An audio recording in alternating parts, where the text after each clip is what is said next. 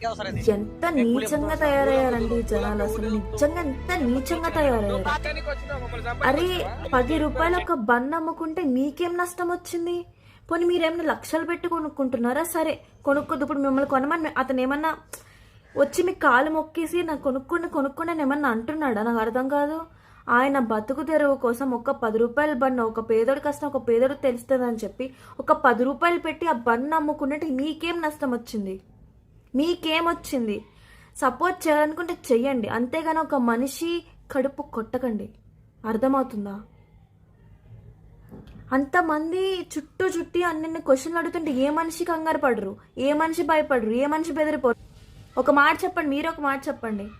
అంత టెన్షన్ పడుతుంటే ఆయన మా పిల్లలకి మీ ఫుడ్ తినిపించొచ్చా అంటే ఏంటో క్వశ్చన్ ఏంటి?